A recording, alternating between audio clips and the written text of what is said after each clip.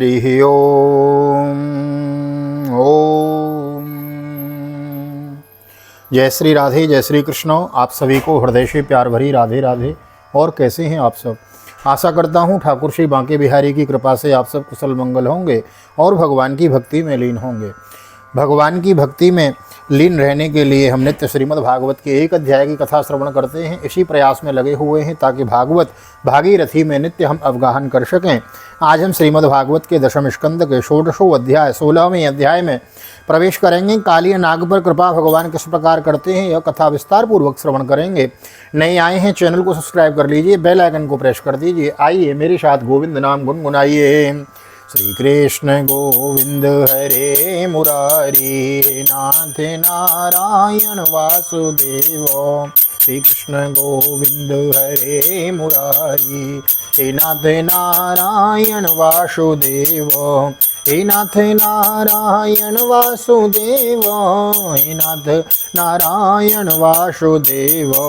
श्री कृष्ण गोविंद हरे मुरारी, हे नाथ नारायण वासुदेव। नारायणं नमस्कृत्य नरं चैव नरोत्तमं देवीं सरस्वतीं व्यासं ततो जयमुदीरयेत्।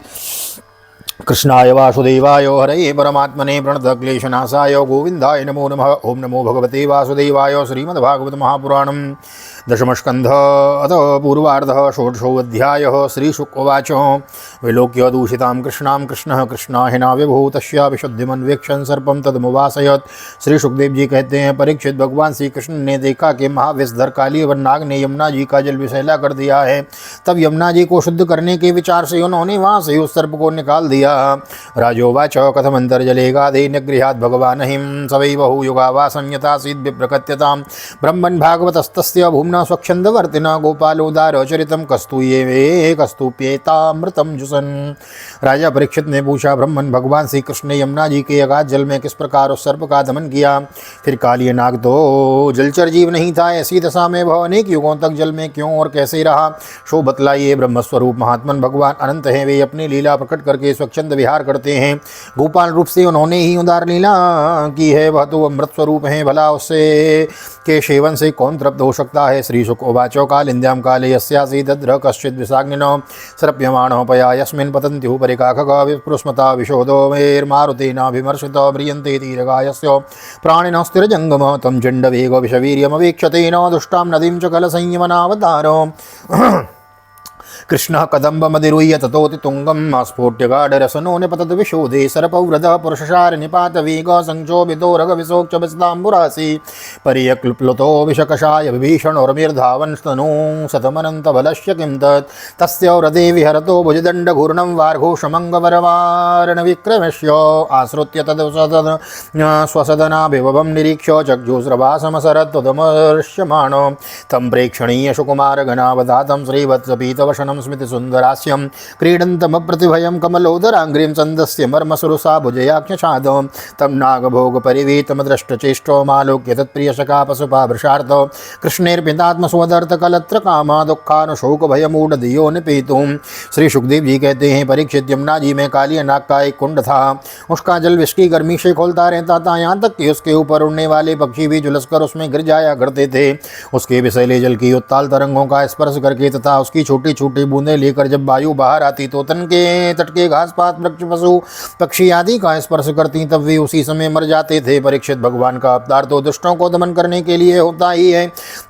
जब उन्होंने देखा कि उस सांप के विष का वेग बड़ा प्रचंड भयंकर है और वह भयानक विषी उसका महान बल है तथा उसके कारण मेरे विहार का स्थान यमुना जी भी दूषित हो गई हैं, तब भगवान श्री कृष्ण अपनी कमर का फेंटा कसकर एक बहुत ऊंचे कदम्ब के वृक्ष पर चढ़ गए और वहां से ताल ठोककर उस विषैले जल में कूद पड़े हैं।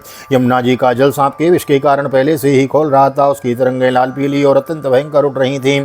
पुरुषोत्तम भगवान श्री कृष्ण के कूद पड़ने से उसका जल और भी उछलने लगा। उस समय तो कालियतह का जल इधर उधर उछलकर 400 हाथ तक फैल गया। अचिंत अनंत बलशाली भगवान श्री कृष्ण के लिए इसमें कोई आश्चर्य की बात नहीं है। प्रिय परीक्षित, भगवान श्री कृष्ण कालियतह में कूदकर अतुल बलशाली मतवाले गजराज के समान जल उछालने लगे। इस प्रकार जल क्रीड़ा करने पर उनकी भुजाओं की टक्कर से जल में बड़े जोर का शब्द होने लगा। आंखों से ही सुनने वाली काली नाग ने वह आवाज़ सुनी और देखा कि कोई मेरे निवास स्थान का तिरस्कार कर रहा है। उसे यह सहन न हुआ, वह चढ़कर भगवान श्री कृष्ण के सामने आ गया।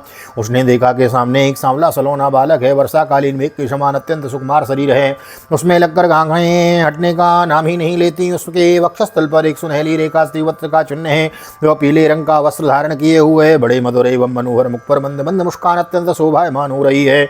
चरण इतने सुकुमार और सुंदर हैं कि मानो कमल की सी गद्दी हो। इतना आकर्षण रूप होने पर भी जब काली नाग ने देखा कि बालक तनिक भी डरकर इस विषैले जल में मौत से खेल रहा है, तब उसका क्रोध और भी बढ़ गया। उसने श्री कृष्ण के मर्म स्थान में डसकर अपने शरीर के बंधन से उन्हें जकड़ लिया। भगवान श्री कृष्ण नागपाश में बदकर निश्चिष्ट हो गए।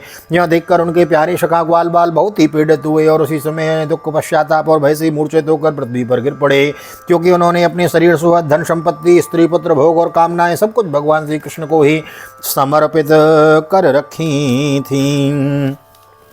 गावो वृषावत्सतर्य क्रन्दमाना दुःखिता कृष्णेनस्ते क्षणाभीतारुदत्यैव तस्तिरे यतब्रजे महोत्पाता श्रीविदातिदारुणः उत्पेतुर्भुवि दिव्यात्मन्यासन्न भयसंसिनः तानालक्ष्य वयोद्विग्ना गोपानन्द पुरोगमा विनारामेणगा कृष्ण ज्ञात्वाचाराय तुं गतुं तेर्दोन्नमित्तेर्निधनं मत्वा प्राप्तः तद्विदो तत्प्राणस्तमनस्तस्तः ते दुःख शोकभयातुरो आबाल वृद्ध वनिता सर्वेङ्गं पशुव्रतय निर्जग्मुर्गोकुलादीना कृष्णदर्शनलालशोतां सदा कान्तरान्वीक्ष्य भगवान् वादवो बलो प्रस्य किञ्चनोवाच प्रभावज्ञोनुजस्य सह तेन्वेषमाणादहितं कृष्णं सूचितया पदेः भगवल्लक्षणैर्जगमुर्पदव्यां यमुनातटं ते तत्र तत्राब्जयवाङ्कुशासनी ध्वजोपपन्नानि पदानि विस्पते मार्गे गवामन्यपदान्तरान्तरे निरीक्ष्यमाणा एवरंगसत्वरा। गाय, बैल, बछिया और बछड़े बड़े दुख के साथ टकराने लगे। श्री कृष्ण की ओरी उनकी टकटकी बंध रही थी। वे डरकर इस प्रकार खड़े हो गए मानो रो रहे हों। उस समय उनका शरीर हिलता डोलता तक न था। इंद्र ब्रज में पृथ्वी, आकाश और शरीरों में बड़े भयंकर भयंकर 3 प्रकार के उत्पात उठ खड़े हुए, जो इस बात की सूचना दे रहे थे कि बहुत ही शीघ्र कोई अशुभ घटना घटने वाली है। नंद बाबा आदि गोपों ने पहले तो अपशकुनों को देखा और पीछे से यह जाना कि आज श्री कृष्ण बिना बलराम जी के ही गाय चराने चले गए हैं। वे भय से व्याकुल हो गए। वे भगवान का प्रभाव नहीं जानते थे, इसलिए उन अपशकुनों को देखकर उनके मन में यह बात आई कि आज तो श्री कृष्ण की मृत्यु ही हो गई होगी। वे उसी क्षण दुख और शोक के भय से आतुर हो गए। क्यों न हो, श्री कृष्ण ही उनके प्राण, मन और सर्वस्व जो थे। प्रिय परीक्षित, ब्रज की बालक, वृद्ध और स्त्रियों का स्वभाव गायों जैसा ही वात्सल्यपूर्ण था। वे मन ही मन ऐसी बात आते ही अत्यंत दीन हो गए और अपनी प्यारी कन्हैया की देखने लगे। देखने की उत्कट डालसा से घर द्वार छोड़कर निकल पड़े। बलराम जी स्वयं भगवान की स्वरूप और सर्वशक्तिमान है। उन्होंने जब ब्रजवासियों को इतना कातर और इतना आतुर देखा तब उन्हें हंसी आ गई, परंतु वे कुछ बोले नहीं, चुप ही रहे, क्योंकि वे अपने छोटे भाई श्री कृष्ण का प्रभाव भली भांति जानते थे। ब्रजवासी अपने प्यारे श्री कृष्ण को ढूंढने लगे। कोई अधिक कठिनाई न हुई, क्योंकि मार्ग में उन्हें भगवान से के चरण चिन्ह मिलते जाते, जो कमल अंकुश आदि से युक्त होने के कारण उन्हें पहचान होती जाती थी। इस प्रकार वे यमुना तट की ओर जाने लगे। परीक्षित, मार्ग में गौ और दूसरों के चरण चिन्हों के बीच बीच में भगवान के चरण चिन्ह भी दिख जाते थे। उनमें कमल, जो अंकुश, वज्र और ध्वज के चिन्ह बहुत ही स्पष्ट थे। उन्हें देखते ही वे बहुत शीघ्रता से चले। अंतर हृदय भुजग भोग परितम आराध कृष्णम निरीयम उपलभ्य जलाशयांते गोपाश्चमूढ़दशनान् परितः पशुंश्च संग्रन्थत परम कश्मलमापुरार्थ गोप्योऽनुरग्ध मनसो भगवत्यनन्ते तत्सौवदस्मितवलोक गिरः स्मरन्त्यो ग्रस्ते न प्रियतमे वृषदुःखितब्ध शून्यं प्रियव्ययितं तदृशस्त्रिलोकम् ताकृष्णमातमरपत्यमनुप्रविष्टां तुल्यव्यथा समनुगृह शुचस्रवन्त तास्ता ब्रज प्रियकथा कथयन्त आसन् कृष्णान्न निरपितदृशो मृतकप्रतीको कृष्णप्राणान्निर्विशतो नन्दादीन् वीक्षतं मृतं प्रत्यषेधत् स भगवान् रामः कृष्णानुभाववेत् नित्यं सगोकुलमनन्यगतिं निरीक्ष्य सस्त्रीकुमारमतिदुःखिमहात्मा एतौ आज्ञाय भर्तपदवीम् अनुवर्तमानो स्थित्वा मुहूर्तमुत्तिष्ठ दुरंगबन्धात्। उन्होंने दूर से ही देखा कि काली अधय में काली नाग के शरीर से बधे हुए श्री कृष्ण चेष्टाहीन हो रहे हैं। कुंड के किनारे पर ग्वाल बाल अचित पड़े हुए हैं और गौएं, बैल, बछड़े आदि बड़े अंतस्वर से टकरा रहे हैं। अतः यह सब देखकर वे गोप बड़े अत्यंत व्याकुल हो गए। अतः मूर्छित, अंत में वे मूर्छित हो गए। गोपियों का मन अनंत गुण निलय भगवान श्री कृष्ण के प्रेम के रंग में रंगा हुआ था। वे नित्य निरंतर भगवान के सौहार्द, उनकी मधुर मुस्कान, प्रेम भरी चितवन तथा मीठी वाणी का ही स्मरण करती रहती थी। जब उन्होंने देखा कि हमारे प्रियतम श्याम सुंदर को काले सांप ने जकड़ रखा है। तब तो उनके हृदय में बड़ा ही दुख और बड़ी ही जलन हुई। अपने प्राण वल्लभ जीवन सर्वस्व के बिना उन्हें तीनों लोग सूने दिखने लगे। माता यशोदा तो अपने लाडले लाल के पीछे काली हृदय में ही कूदनी ही जा रही थी, परंतु गोपियों ने उन्हें पकड़ लिया। उनके हृदय में वैसी ही पीड़ा थी, उसकी आंखों से भी आंसुओं की झड़ी लगी हुई थी। उनकी आंखें श्री कृष्ण के मुख कमल पर लगी थी। जिनके शरीर में चेतना थी वे ब्रजमोहन श्री कृष्ण की पूतना बदादी की प्यारी प्यारी ऐश्वर्य की लीलाएं कह कहकर यशोदा जी को धीरज बधाने लगी, किंतु अधिकांश तो मुर्दे की तरह पड़ी गई थीं। परीक्षित नंद बाबा आदि के जीवन प्राण तो श्री कृष्ण ही थे। वे श्री कृष्ण के लिए काली देह में घुसने लगे। यह देखकर श्री कृष्ण का प्रभाव जानने वाले भगवान बलराम जी ने किन्हीं को समझा बुझाकर किन्हीं को बलपूर्वक और किन्हीं को उनके हृदयों में प्रेरणा देकर रोक दिया। परीक्षित यह सांप के शरीर से बंध जाना तो श्री कृष्ण की मनुष्यों जैसी एक लीला ही थी। जब उन्होंने देखा कि ब्रज में सभी लोग स्त्री और बच्चों के साथ मेरे लिए इस प्रकार अत्यंत दुखी हो रहे हैं और सचमुच मेरे सिवा इनका कोई दूसरा सहारा भी नहीं है, तब एक मुहूर्त तक सर्प के बंधन में रहकर बाहर निकल गए। तत्प्रत्यमान वपुषा व्यतितात्मभोगस्तक्तो नमय्य कुपितः सुफणान् भुजंगदस्तों सुसक्ष वसनरंध्र विशाम्बरीशो तब देक्षणोन्मुखमुखो हरिमीक्षमाणो तम जिह्वयाति सुकया परिलेलिहानं द्वेषरग्नि हतिकराल विषाग्निदृष्टं क्रीडन्नमुं परिसदार यथा खगेन्द्रो बभ्रामसोऽप्यवसरं प्रशमीक्षमाणो एवं परिभ्रमहतो जमनुन्तः मुनन्ततांसं मानं यततप्रतशिरस्तवधिरूढवाद्यो तन्मूर्धरत्नकिनिकरस्परता स्पर्शाति ताम्रं पादाम्बुजो किलकला दिगुरुर्नर्तो तं नर्तमद्यतमवीक्ष तदा तदीय गन्धर्वशद्यसुरचारण देववधुव प्रीत्या मृदङ्गपणवानकवाद्यगीतो पुष्पोपहारनुतिभिः सोपसेदो यदयक्षिरो नमतेङ्गसतैकशीर्ष्णास्तन्नद्ममर्दकरदण्डधरोग्रिपातै क्षीणायशो भ्रमतोल्बणमाश्यतो स्रग्नस्तो वमन परमकश्मलमापनागो। भगवान श्री कृष्ण ने उस समय अपना शरीर फुलाकर खूब मोटा कर लिया। इससे सांप का शरीर टूटने लगा। वो अपना नागपाश छोड़कर अलग खड़ा हो गया और क्रोध से आंख बबूला अपने फण ऊंचा करके फुफकारने मारने लगा। घात मिलते ही श्री कृष्ण पर चोट करने के लिए वह उनकी ओर टकटकी लगाकर देखने लगा। उस समय उसके नथुनों से विष की फुहारें निकल रही थी। उसकी आंखें स्थिर थीं और इतनी लाल पीली हो रही थी मानो भट्टी पर तपाया हुआ खपड़ा हो। उसके मुंह से आग की लपटें निकल रही थी। उस समय काली नाग अपनी दोहरी जीभ लपलपाकर अपने होठों के दोनों किनारों को चाट रहा था और अपनी कराल आंखों से विष की ज्वाला उगलता जा रहा था। उसके वाहन गरुड़ के समान भगवान श्री कृष्ण उसके साथ खेलते हुए पैंतरा बदलने लगे और वह सांप भी उन पर चोट करने के दाव देखता और पैंतरा बदलने लगा। इस प्रकार पैंतरा बदलते बदलते उसका बल क्षीण हो गया। तब भगवान श्री कृष्ण ने उसके बड़े बड़े सिरों को तनिक दबा दिया और उछलकर उन पर सवार हो गए। काली नाग के मस्तकों पर जब बहुत सी लाल मणियां थी, उनके स्पर्श से भगवान के सुकुमार तलुओं की लालिमा भी और भी बढ़ गई। नृत्य गान आदि समस्त कलाओं के आदि प्रवर्तक भगवान श्री कृष्ण उनके सिरों पर कलापूर्ण नृत्य करने लगे। भगवान के प्यारे भक्त गंधर्व शब्द देवता चारण देवांगनाएं और जब देवांगनाओं ने देखा कि भगवान नृत्य करना चाहते हैं, तब वे बड़े प्रेम से मृदंग ढोल नगारे आदि बाजे बजाते हुए सुंदर सुंदर गीत गाते हुए पुष्पों की वर्षा करते हुए और अपने को निशावर करते हुए भेंट ले लेकर उसी समय भगवान के पास आ पहुंचे। परीक्षित काली नाग के 101 सिर थे। वह अपने जिस सिर को नहीं झुकाता था उसी को प्रचंड दंडधारी भगवान अपने पैरों की चोट से कुचल डालते। इससे काली नाग की जीवन शक्ति क्षीण हो चली। वह मुंह और नथुनों से खून उगलने लगा। अंत में चक्कर काटते काटते वह बेहोश हो गया। तस्याक्षीरभिर्गरलमुदोवमतः शिरस्सु यद्यद् समुन्नमति निःश्वसतो रुषोच्चैः नत्यन् पदानूनमयनय दयां बभूव पुष्पैः प्रपूजित इवेह पुमान् पुराणो तच्चित्रताण्डवविरुग्णफणातपत्रौ रक्तं मुखैरुर्वमन्नपभग्नगात्रो स्मृत्वा जराचर गुरुं परुषं पुराणं नारायणं तमरणं मनसा जगामः। कृष्णस्य गर्भजगतो विभरावशन्नं पार्ष्णिप्रहारपरिरुग्णफणातपत्रं दृष्ट्वा पत्न्यों वार्तास्थलद्वसनभूषणकेशवन्धो तास्तं सुविघ्नमनशोत पुरस्कृतार्हो कायं निधाय विभूतपतिं प्रणेमो साध्वः कृताञ्जलिपुटां समलस्तवर्धो मोक्षेप्सव शरणदं शरणं प्रपन्नो। तनिक भी चेत होता तो वह अपनी आंखों से विष उगलने लगता और क्रोध के मारे जोर जोर से फुफकारे मारने लगता। इसी प्रकार वह अपने सिरों में से जिस सिर को ऊपर उठाता उसी को नाचते हुए भगवान श्री कृष्ण अपने चरणों की ठोकर से झुकाकर रौंद डालते। उस समय पुराण पुरुषोत्तम भगवान श्री कृष्ण के चरणों पर जो खून की बूंदें पड़ती थीं, उनमें ऐसा मालूम होता था मानो रक्त पुष्पों से उनकी पूजा की जा रही हो। परीक्षित भगवान के इस अद्भुत तांडव नृत्य से काली के फण रूप छत्ते छिन्न भिन्न हो गए। उसका एक अंग चूर चूर हो गया। वह मुँह से खून की उल्टी करने लगा। अब उसे सारे जगत की आदि शिक्षक प्राण पुरुष भगवान श्री नारायण की स्मृति हुई, वह मन ही मन भगवान की शरण में गया। भगवान श्री कृष्ण के उदर में संपूर्ण विश्व है, इसलिए उनके भारी बोझ से कालियानाग के शरीर की एक एक गांठ ढीली पड़ गई। उनकी एड़ियों की चोट से उसके छत्र के समान फण छिन्न भिन्न हो गए। अपने पति की यह दशा देखकर उसकी पत्नियां भगवान की शरण में आईं। वे अत्यंत आतुर हो रही थीं। भय के मारे उनके वस्त्राभूषण अस्त व्यस्त हो रहे थे और केश की चोटियां भी बिखर रही थीं।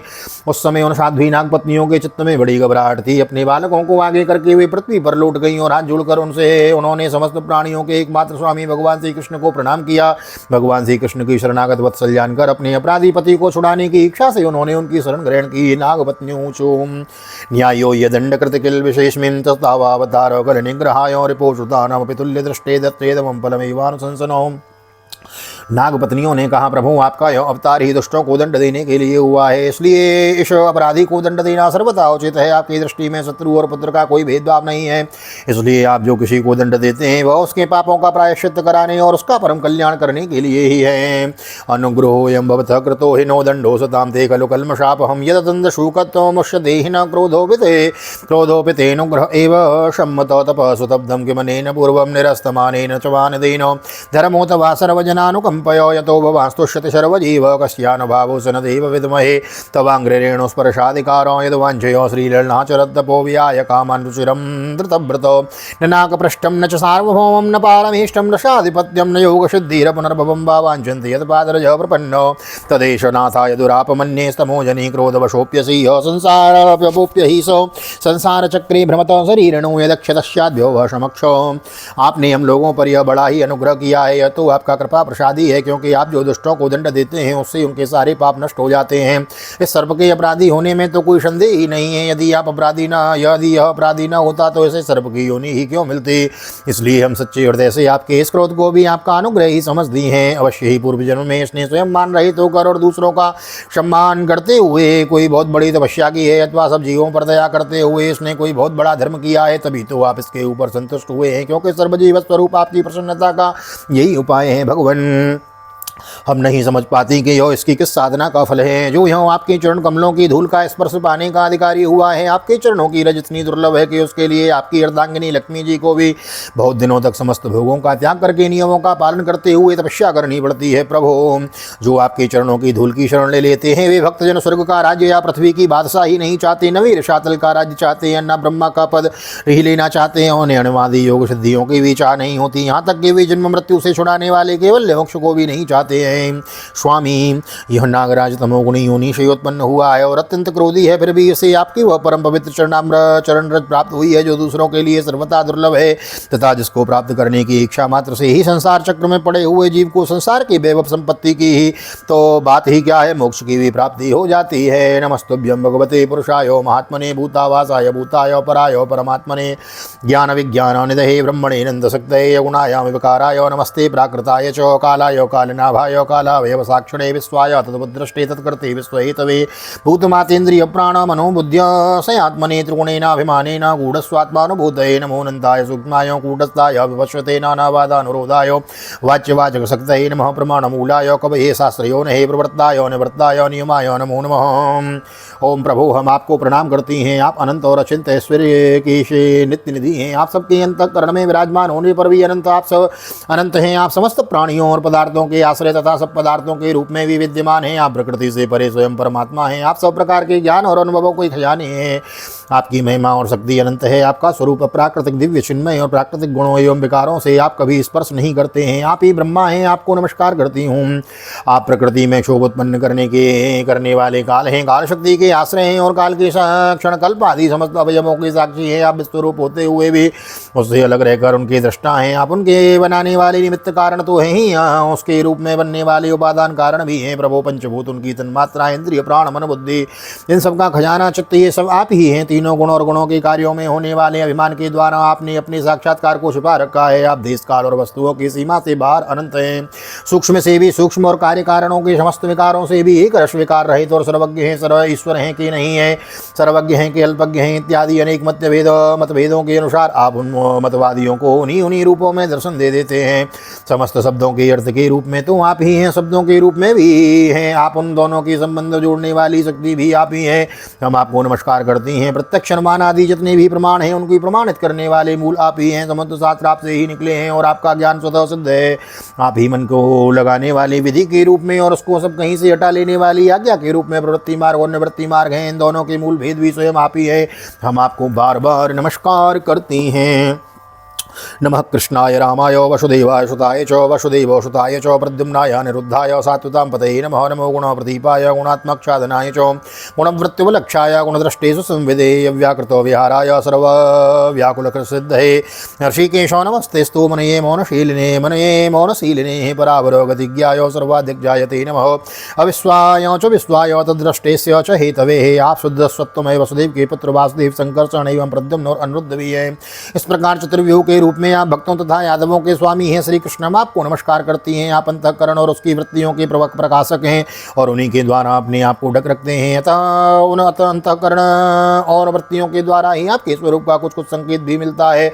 आप उन गुणों और उनकी वृत्तियों के साक्षी तथा स्वयं प्रकाश हैं। हम आपको नमस्कार करती हैं। आप मूल प्रकृति के नित्य विहार करते रहते हैं। समस्त स्थूल और सूक्ष्म जगत की सिद्धि आपसे ही होती है। ऋषिकेश आप मननशील आत्माराम है, मौन ही आपका स्वभाव है। आपको हमारा नमस्कार है। आप स्थूल सूक्ष्म सत्गतियों के जानने वाले तथा सबके साक्षी हैं। आप नाम रूपात्मक विश्व प्रपंच के निषेध की अवधि तथा उसके अधिष्ठान होने के कारण विश्वरूप भी हैं। आप विश्व के अध्यास और अपवाद के साक्षी हैं एवं अज्ञान के द्वारा आपकी उसकी सत्यत्व भ्रांति एवं सत्य स्वरूप ज्ञान के द्वारा उसकी आत्यंतिक निवृत्ति के भी कारण आपको हमारा नमस्कार है। तुम यस्त जन्मस्थित संयमान प्रभो गुणैरणी हो कृतकाल शक्ति दृक् तत्स्वभावान् प्रतिबोधयन् स्वतः समीक्षया मोघ विहार ईयसे तस्यैव ते मूस्तनवस्त्रलोक्यां शान्ता अशान्ता उत मूढयोनयो शान्ता प्रियास्ते यदुनावितं सतां तातुश्चते धर्म परिप्सेत। प्रभु यद्यपि कर्तापन्ना होने के कारण आप कोई भी कर्म नहीं करते हैं, निष्क्रिय हैं, तथापि अनादिकाल शक्ति को स्वीकार करके प्रकृति के गुणों के द्वारा आप इस विश्व की उत्पत्ति स्थिति और प्रलय की लीला करते हैं। क्योंकि आपकी लीलाएं अमोघ हैं, आप सत्य संकल्प हैं, इसलिए जीवों के संसार रूप से छिपे हुए स्वभाव को अपनी दृष्टि से जागृत कर देते हैं। त्रिलोकी में 3 प्रकार की योनियां हैं, सत्व गुण प्रधान शांत, रजोगुण प्रधान अशांत और तमोगुण प्रधान मूढ़। वे शव की शव आपकी लीला मूर्तियां हैं। फिर भी इस समय आपको सत्व गुण प्रधान शांत जन ही विशेष प्रिय हैं, क्योंकि आपका यह अवतार और भी लीला है साधु जनों की रक्षा तथा धर्म की रक्षा एवं विस्तार के लिए ही है। अपराध सकृत भरता सोडव्य प्रजाकृत संतुमर शांतात्मन मूढ़स्य त्वाम जानतः अनुग्रह भगवान प्राणस्ते जंति पन्नगो श्रीनाम न साध सोच्यानां पति प्राण प्रदीयतां विदेहि ते किंकरीणाम अनुष्ठेयं तवाज्ञया नुतिष्ठन् वे मुच्यते शर्वतो भयातो। शांतात्मन स्वामी को एक बार अपनी प्रजा का अपराध सह लेना चाहिए। यह मूढ़ है, आपको पहचानता नहीं है, इसलिए इसे क्षमा कर दीजिए। भगवान कृपा कीजिए। यह सब अब यह सर्प मरने ही वाला है। साधु पुरुष सदाशी हम अबलाओं पर दया करते आए हैं, अतः आप हमें हमारे प्राण स्वरूप देव को दे दीजिए। हम आपकी दासी हैं, आप हमें आप आज्ञा दीजिए, आपकी क्या सेवा करें। क्योंकि जो श्रद्धा के साथ आपकी आज्ञा का पालन करता है, आपकी सेवा करता है, वह सब प्रकार के भयों से छुटकारा पा जाता है। श्री सुखोवाचा इत्यं स नागपत्नी वीर भगवान समविष्टुत मूर्छितं भग्न शिरसं विसर्जांग्रिक कुटे ही प्रतिलब्ध इंद्रिय प्राण काली आसन किर हरिम कक्षाता समवक्षसन समुक्षवशन दीन कृष्ण प्राह कृतांजलि। कृष्णम प्राह कृतांजलि। श्री सुखदेव जी कहते हैं, परीक्षित भगवान के चरणों की टोकरों से काली नाग के फण छिन्न भिन्न हो गए थे। वह बेशुद्ध हो रहा था। जब नागपत्नियों ने इस प्रकार भगवान की स्तुति की, तब उन्होंने दया करके उसे छोड़ दिया। धीरे धीरे काली नाग की इंद्रियां और प्राणों में कुछ कुछ चेतना सी आ गई। वह बड़ी कठिनता से श्वास लेने लगा और थोड़ी देर के बाद बड़ी दीनता से हाथ जोड़कर भगवान श्री कृष्ण से इस प्रकार बोला, कालियोवाचो वयम खलास उत्पत्त्या तामशा दीर्घमन्यवा स्वभावोदिस्तजो नाथ लोकानां यत् सद्ग्रयो त्वया सृष्टमिदं विश्वं धातुर्गुण विसर्जनम् नाना स्वभाव वीर्योजो निबीजा सयाकृति निर्बीयो निबीजा सयाकृति वयं च तत्र भगवान् सर्वजाद्योरुमन्यव कथं त्याजामस्तुन्मायां दुस्तजां मोहिता स्वयं भवानी कारणं तत्र सर्वज्ञो जगदीश्वर अनुग्रहं निग्रहं वा मन्यसे तद्विधेन। श्री सुखदेव जी कहते हैं, परीक्षित, काली नाग ने कहा, नाथ हम जन्म से ही दुष्ट तमोगुणी और बहुत दिनों के बाद भी बदला लेने वाले बड़े क्रोधी जीव हैं। जीवों के लिए अपना स्वभाव छोड़ देना बहुत कठिन है। इसी के कारण संसार के लोग नाना प्रकार के दुराग्रहों में फंस जाते हैं। विश्वविदाता आपने ही गुणों में भेद से इस जगत को नाना प्रकार के स्वभाव, वीर, बल, योनि, बीज, चित्त और आकृतियों का निर्माण किया है। भगवान आपकी ही सृष्टि में हम सर्प भी हैं। हम जन्म से ही बड़े क्रोधी होते हैं। हम इस माया के चक्कर में स्वयं मोहित हो रहे हैं। फिर अपने प्रयत्न से इस दुष्ट माया का त्याग कैसे करें। आप सर्वज्ञ और संपूर्ण जगत के स्वामी हैं। आप ही हमारे स्वभाव और इस माया के कारण हैं। अब आप अपनी इच्छा से जैसा ठीक समझे कृपा कीजिए या दंड दीजिए। श्री शुकोवाचो इत्याकर्णवचो प्राह भगवान् कार्यमानुषो नात्रं स्थेयं त्वया सर्पं समुद्रं याहिमां चिरं स्वज्ञात्योपत्यदाराढ्यो घोर्नभिर्भुज्यतां नधीय एतत् संस्मरेन्मर्त्यस्तुभ्यं मदनुशासनं कीर्तयन्यो भयो सद्योर्न योस्मद्भयमाप्नुयात् योऽस्मिन् स्नात्वा मदा क्रीडे देवार्धिस्तर्प्यते जलं तत्पतैज्जलेः उपोष्य मां स्मरन्नर्चेत् सर्वपापैः प्रमुच्यते दीपं भ्रमणकं मित्वार्धमेतदुपाश्रितो यद्भयात् स सुपर्णस्त्वां नाद्यान्नत्पादलाङ्क्षितं। श्री सुखदेव जी कहते हैं, काली अनाक की बात सुनकर लीला मनुष्य भगवान श्री कृष्ण ने कहा, शर्प अब तुम्हें यहाँ नहीं रहना चाहिए, तू अपनी जाति भाई पुत्र और स्त्रियों के साथ शीघ्र ही यहाँ से समुद्र में चला जा। जब गौएं और मनुष्य यमुना जल का उपभोग करें, जो मनुष्य दोनों समय तुझको दी हुई मेरी इस आज्ञा का स्मरण तथा कीर्तन करे, उसे सांपों से कभी भय न हो। मैंने इस कालियदाह में जो क्रीड़ा की है, इसलिए जो पुरुष इसमें स्नान करके जल से देवता और पितरों को तर्पण करेगा एवं उपवास करके मेरा स्मरण करता हुआ मेरी पूजा करेगा, वह सब पापों से मुक्त हो जाएगा। मैं जानता हूँ कि तू गरुणों के भय से रमणक द्वीप छोड़कर इसी देह में आ बसा है। अब तेरा शरीर मेरे चरण चिन्हों से अंकित हो गया है, इसलिए जा, अब गरुण तुझे खाएंगे नहीं। श्री शुकोवाचो एवं मुग्धो भगवता कृष्णेनाद्भुत कर्मणो तम पूजयामास मुदा नागपत्न्यश्च सादरं दिव्यांबर श्रृंगमणिभिः परार्घैरपि भूषणैः दिव्यगन्धानुलेपेशमाद्योत्पलमालयोः पूजयित्वा जगन्नाथं प्रसाद्य गरुणध्वजं ततः प्रीतो व्यनुज्ञाता परिक्रम्यामि वन्द्यतं शकलत्र श्वतपुत्रो दीपमब्धे जर्गामः तदैव सामृतजला यमुनावे निर्विषा भवतो अनुग्रहाद भगवतः क्रीडामानस्वरूपिणो। श्री सुखदेव जी कहते हैं, भगवान श्री कृष्ण की एक एक लीला अद्भुत है। उनकी ऐसी आज्ञा पाकर काली नाग और उसकी पत्नियों ने आनंद से भरकर बड़े आदर से उनकी पूजा की। उन्होंने दिव्य वस्त्र पुष्पमाला मणि बहुमूल्य आभूषण दिव्य गंध चंदन और अति उत्तम कमलों की माला से जगत के स्वामी गरुड़ध्वज भगवान श्री कृष्ण का पूजन करके उन्हें प्रसन्न किया। इसके बाद वे बड़े प्रेम और आनंद से उनकी परिक्रमा की, वंदना की और उनसे अनुमति ली। तब अपनी पत्नियां, पुत्रों और बंधु बांधवों के साथ रमणक द्वीप को, जो समुद्र के सर्पों के रहने का एक स्थान है, यात्रा की। लीला मनुष्य भगवान श्री कृष्ण की कृपा से यमुना जी का जल केवल विषहीन ही नहीं बल्कि उसी समय अमृत के समान मधुर हो गया है। स्वस्थ श्रीमद्भागवते महापुराणे पारमहंस्यां संहितायां दशमस्कंदे पूर्वार्धे कालीमुक्षणो नाम षोडशोत्सव श्री बालकृष्ण चरणार्पणमस्तु। राधाकृष्ण चरणार्पणमस्तु। कृष्णाय वासुदेवाय हरे परमात्मने प्रणतक्लेशनाशाय गोविंदाय नमो नमः। हरे कृष्ण कृष्ण कृष्ण हरे हरे, हरे राम राम राम हरे हरे। राधे कृष्ण कृष्ण कृष्ण राधे राधे, राधे श्याम श्याम श्याम राधे राधे। बोल राधा गोविंद भगवान की जय। श्रीमद्भागवत महापुराण की जय। श्री वेदव्यास जी महाराज की जय। श्री सुखदेव जी महाराज की जय। राजा परीक्षित जी महाराज की जय। रामचंद्र भगवान की जय। श्री हनुमान जी महाराज की जय। गोवर्धन नाथ की जय। यमुने महारानी की जय। वृंदावन माँ के बिहारी लाल की जय। गैया मैया की जय। तुलसी मैया की जय। अपने अपने माता पिता की जय। सद्गुरुदेव भगवान की जय। आज के आनंद की जय। जय जय श्री राधे, जय जय श्री राधे, जय श्री राधे श्याम, जय जय राधे, जय जय श्याम। सबको मिले वृंदावन धाम, ऐसी प्रार्थना मेरी ठाकुर जी के चरणों में। यहाँ तक वीडियो बनी है, वीडियो को लाइक कर दीजिए, शेयर कर दीजिए, कमेंट में भागवत भगवान की जय लिख दीजिए। और श्रीमद् भागवत की बृहद कथा हम श्रवण कर रहे हैं। नए आए हैं तो चैनल को सब्सक्राइब किए बिना न जाएं। मिलते हैं अगले अध्याय में। श्रीमद् भागवत के दशम स्कंद के सप्तदशों अध्याय यानी 17वें अध्याय में, और फिर इसमें काली अध्याय में आने की कथा और भगवान ने ब्रजवासियों को दावानल से बचाया, यह कथा विस्तार पूर्वक श्रवण करेंगे। तो मिलते हैं अगली वीडियो में। तब तक के लिए श्री धाम वृंदावन से आप सभी को हृदय से प्यार भरी जय श्री राधे, जय श्री कृष्ण।